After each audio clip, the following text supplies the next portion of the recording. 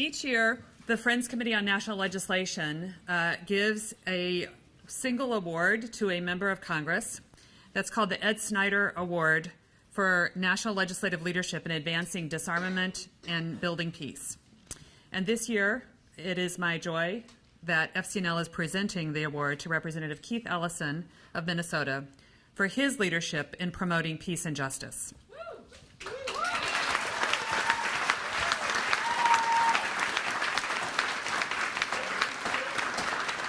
Congressman Ellison was elected to the Minnesota State House in 2003 and to Congress in 2006, where he has served as a voice of reason in standing against discrimination and ensuring that everyone has a fair shot at the American dream. We at FCNL have had the privilege of collaborating with Representative Ellison on many different issues, from protecting international diplomacy with Iran that has closed that country's pathway to building nuclear weapons, to opposing this administration's discriminatory Muslim and refugee bans.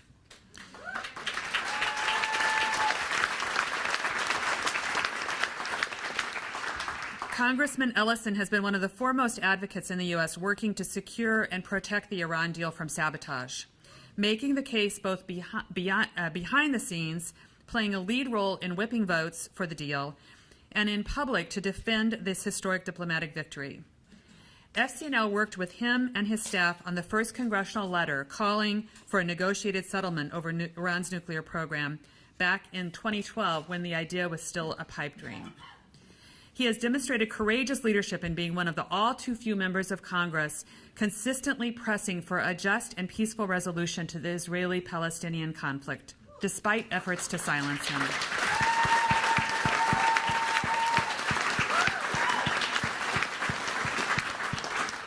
He has made more visits to Gaza than any sitting member of Congress and has consistently returned from his trips to push for peace in the region. In opposing the Muslim and refugee bans announced by the White House, Congressman Ellison has been an invaluable advocate. His leadership on resisting other Islamophobic policies, including a measure that would have subjected Muslim Americans to profiling, has been an indispensable counter to voices that call for discriminatory measures in the name of national security. It has been a joy for me, as I've been at FCNL, to watch Congressman Ellison in his leadership. And I was actually just saying to Yasmin yesterday how much I admire him because he has that Midwestern work ethic. He works really hard for his constituents, but he works hard for everyone in the United States of America. All of us who seek a world free of war and the threat of war are heartened by the presence of such a strong ally in Congress. All of us who seek a world with justice and equality are grateful for and encouraged by such an effective champion. Thank you for all you have accomplished, and we look forward to continuing our work together in the struggle for a world of peace and justice. Congressman Ellison. All right.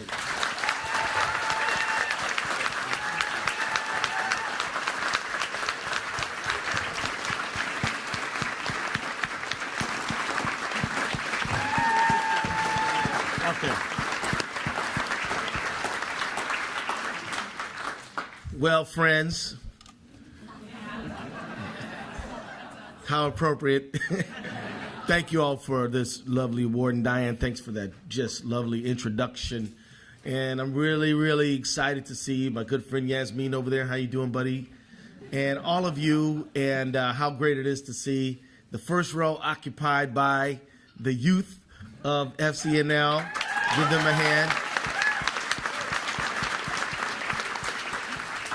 And so I want to say this, and I think it's very appropriate that we have our young people assembled.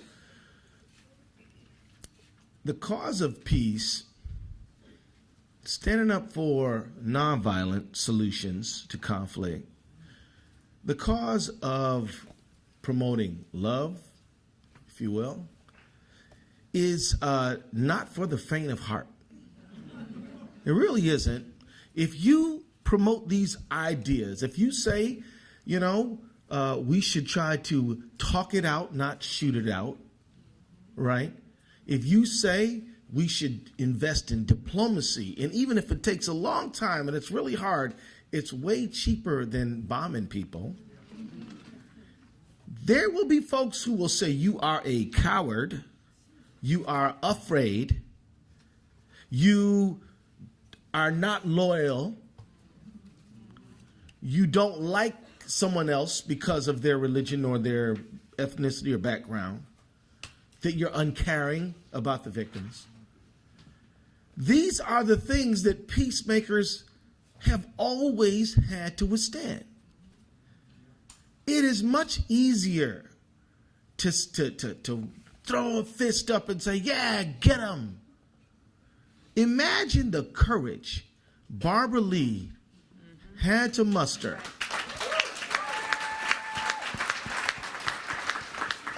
days after among the worst terrorist attacks any country's ever had to face.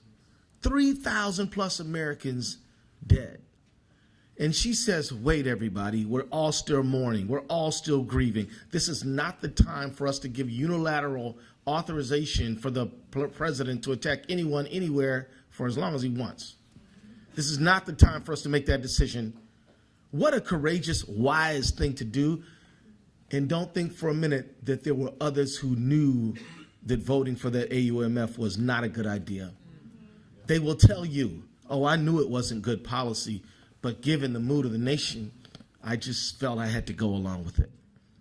But she said, I know this could cost me my seat, even in liberal, progressive Oakland, but I'm not doing it because my seat, keeping my seat is nowhere near as important as trying to stop the march towards war. And she did what she did. Think about the guts that it took. I pray, and I am one of them people who do pray, that I would have the kind of courage she mustered on that time. And I urge all of you young people to study what Barbara did, because she is a hero. And to think that I'm going to get an award that she got, I don't think I'm worthy of that. But I will tell you that I like the idea of being associated with Barbara Lee in any case. You know, right now, you know, the challenges to peace are as serious as ever. You know, Middle East peace, you know, Israel-Palestine seems as stuck as ever. We need some people who will stand up for both sides. In fact, if you say I'm 100% for Israel, there's plenty of money and votes and everything for you in Congress. If you say I'm for the Palestinians only, there's less money and less votes, but they do exist. But if you say we got to bring the people together and find a solution that allows everybody to live and survive and thrive even, then it's like, you're supposed to be on our side. Do you hate us? Are you against us? Why aren't you on our side? And you got to be strong enough to withstand that. Because if you're a person dedicated to human dignity and of all people, to be accused of bias is hurtful. But you have to be able to take it if the cause of peace is ever going to be advanced. In the issue of the Iran deal, yeah, we fought hard to get that through, and man, it was tough. I remember when I first got to Congress, we would get reports all the time about how they were a month away or 2 months away or 3 months away. I'll never forget the Prime Minister of Israel with the bomb at the UN, and it's like, oh, when it reaches here, we don't care what you say, we're going to do this. And we all were like worried about the imminence of this fight, because if they got into a fight, the U.S. has a defense agreement, we could end up in there without much choosing on our part.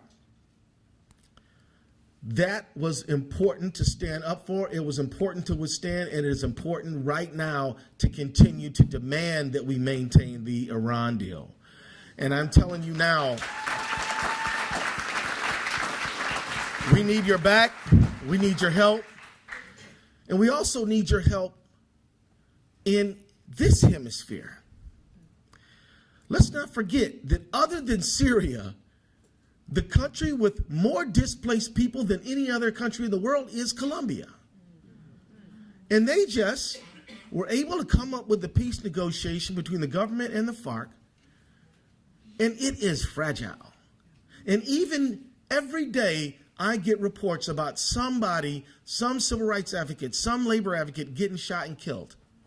It happens all the time. Peace is not something that we fight for if it's really far away. I'm telling you, you can get to Bogota about as quickly as you can get to Houston, not much longer. And yet, that country needs people who stand up for peace. Add to that, all of Central America. I'm heading to Honduras myself in a few days, a place where advocates, indigenous advocates, standing up for their right to live and not have a big dam drive right through their villages, you know. And we ask ourselves, why are all these unaccompanied minors showing up on our border?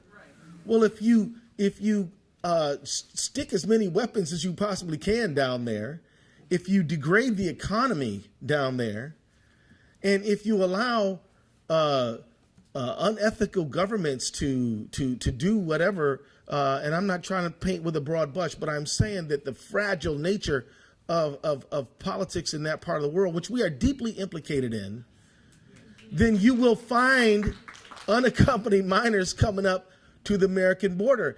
That because on top of a bus, if a mom says to a child, honey, I know you're 15, but I'm going to put you on top of this bus and you're going to ride up to the American border, and that is the safe place? That is the safe place? Then we've got to ask ourselves, what role are we playing in the destabilization of Central America? And I want us to not just get fixated on the Middle East. There are plenty of problems in this hemisphere that we better be thinking about, including right here in the good old United States of America. And as I wrap, I just want to ask you all to continue to think about things about police-community relations. I mean, in our own country, I want to just stress to you that there are that people talk about community violence, so-called, violence that does not involve official people. And this is a very serious problem. We all have to talk about it. But when there's so much official violence that takes place at the hands of people who are historically discriminated against, then what you now have is not just people treating each other badly. You have the government essentially extending the legacy of Jim Crow beyond, what was legal is now simply custom. And these things are worked out in the streets of our country. And when people feel that they are victims of brutality by the police, they won't call the police. That means their neighborhoods are going to be maybe a little less safe. That means that people will, if the government sanctions violence, people feel it's a little bit more approval to use violence to solve a problem. It is critical that in the United States that we fight to make sure that police and communities have a level of understanding and respect, and not allow essentially an oppressive situation where people feel that they are as subject to being harmed by the police as they are by a neighbor. And this is And so, look, I could talk about many other parts of the globe. I'll simply say this to you. If you say that we need better police community relations, some people will say that you're a cop hater. We're not cop haters. We, in fact, appreciate people who risk their lives to protect others. But we also insist that we can have our human rights and our safety. We don't have to pick between the two of those things. If you say we need human rights and a two-state solution that allows both countries in the Middle East and in Israel and Palestine to survive, people may call you names if you fight for that, but you have to fight for it anyway. And if you say we need an Iran deal that allows to the diminishment and decrease of nuclear proliferation, there will be people who call you names even then. But you have to be willing to withstand these withering assaults to your dignity, because the cause of peace is worth it.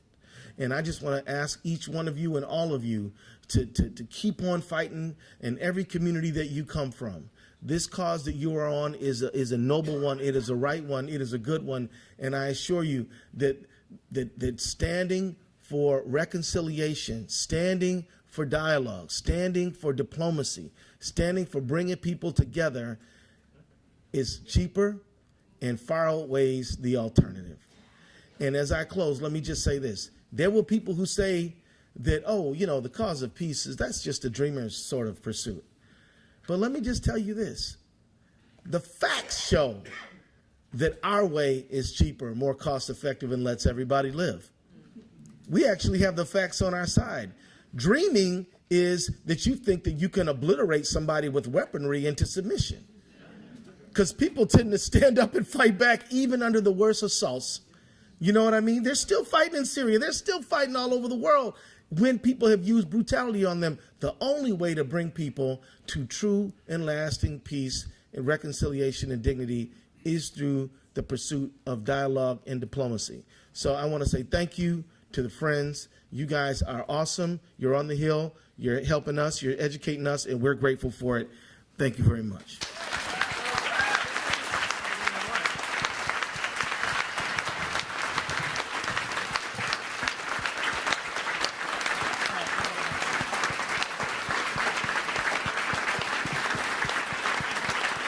Okay, so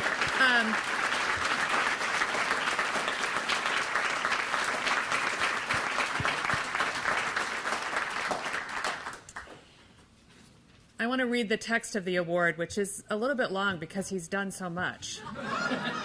We congratulate Congressman Keith Ellison on his exemplary leadership in promoting diplomacy and peace. We honor Representative Ellison for leading these efforts for over 10 years in the U.S. House of Representatives, from securing and protecting the Iran deal to pressing for a peaceful solution to the Israeli-Palestinian conflict. In addition, Congressman Ellison has been invaluable in speaking out on behalf of communities that are often forgotten and marginalized. His work defending refugees, opposing religious discrimination, defending civil and human rights, and securing prosperity for working families is making us a stronger community. Representative Ellison's leadership is all the more valuable at a time when so few have the political courage to make a difference by speaking truth to power. Presented this Edward F. Snyder Award for National Legislative Leadership in Advancing Disarmament and Building Peace presented to Representative Keith Ellison.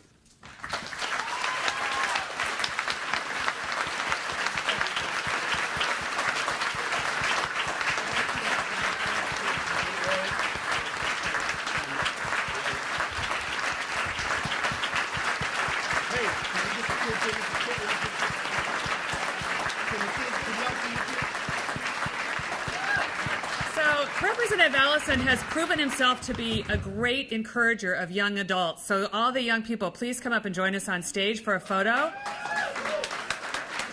You're going to see video a little bit later of Representative Ellison speaking.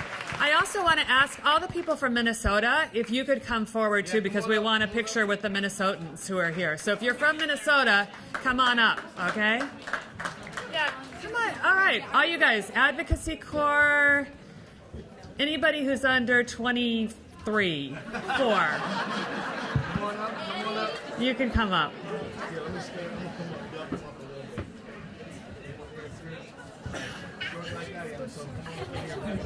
Get in there.